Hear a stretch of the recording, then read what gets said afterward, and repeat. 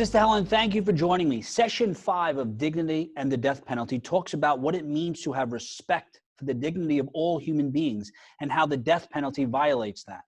In what way is the death penalty cruel and unusual punishment for someone who has taken another person's life? The Eighth Amendment of the Constitution of the United States says that we will not punish with cruel and unusual punishment. That's what the words say. At this point, we do not have a Supreme Court who looks at those words and interprets them, that sentencing a human being to death, a conscious, imaginative human being who anticipates dying and dies 1,000 times inside their mind before they die, is cruelty. We do not acknowledge that that is torture. Amnesty International and the Universal Declaration of Human Rights defines torture. In fact, the UN Convention Against Torture defines torture as an extreme mental or physical assault on someone rendered defenseless. If someone's defenseless, that's what makes torture torture. If you're fighting, they're fighting, and you have self-defense, but it's to be rendered defenseless. And then either extreme physical assault, if we even venture into what was done to the prisoners in Guantanamo, it's too hard even to mention, but what unspeakable, with their heads and faces smashed against the wall, hung from their thumbs, waterboarded 180 times. But why did we not call that torture? Well, what you do is you practice legalisms. And so what was the thinking in the people who were under George W. Bush that allowed and tolerated these tortures was, well, the Geneva Convention says that you can't torture prisoners of war, but they're not prisoners of war, they're enemy combatants, so we can do what we want to them. The nature of torture is an extreme, and extreme mental. Think of it.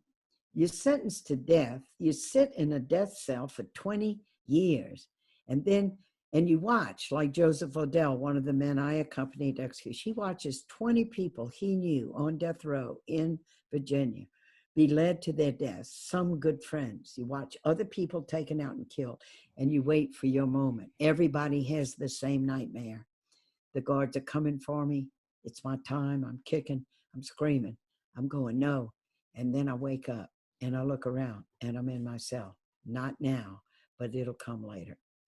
How can we not address that as torture? It's because we feel we can justify it. We say, oh, but look what they did. This is about us as a nation and what we do. So we need to understand the nature of torture and cruelty. The people are going to get it first, and the Supreme Court is going to follow on big issues like torture and also on race. The Supreme Court tends to follow the people more than it takes leadership. What conditions within the prison system, within the United States, need to be corrected? Well, first of all the people we're throwing into prison. I mean, if you saw the exchange between Cory Booker and Merrick Garland when he was being interviewed about the job that he would take as Attorney General, and Cory Booker just spoke to, with all the people that do drugs in this country, overwhelmingly the incarceration is of people of color. We throw away people too fast, too quick, and for too long sentences. Young people, people in solitary confinement. In Dublin, there's a woman's prison. I visited it. The warden said as we were going in, he said, you know what my greatest problem is?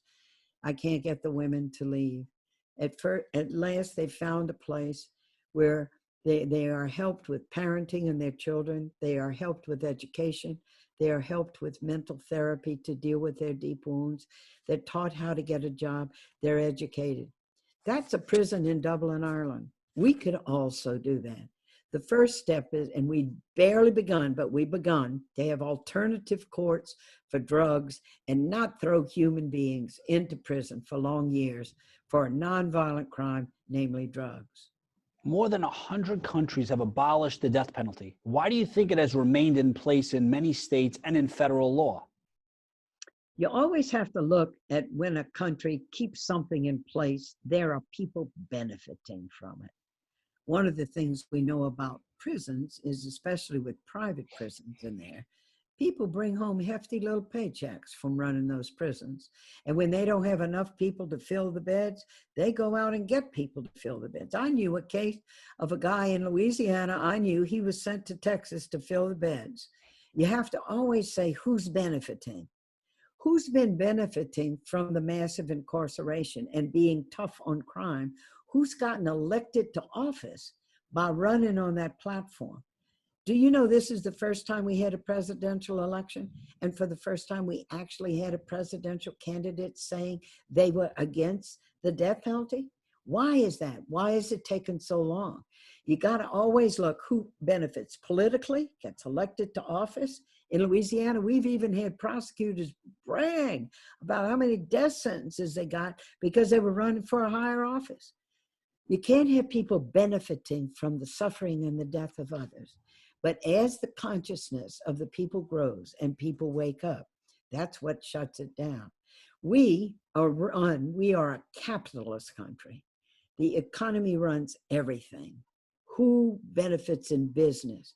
Human rights are not the first thing on our table as a country. That's why it's taking us so long to have the first major bill to deal with childhood poverty, the first time that it's ever been done in such a sweeping way, other than the New Deal that Roosevelt did during the Depression. It's been because of the pandemic. When you have a big thing that happens, knocks the pins out, you have a chance of doing something new.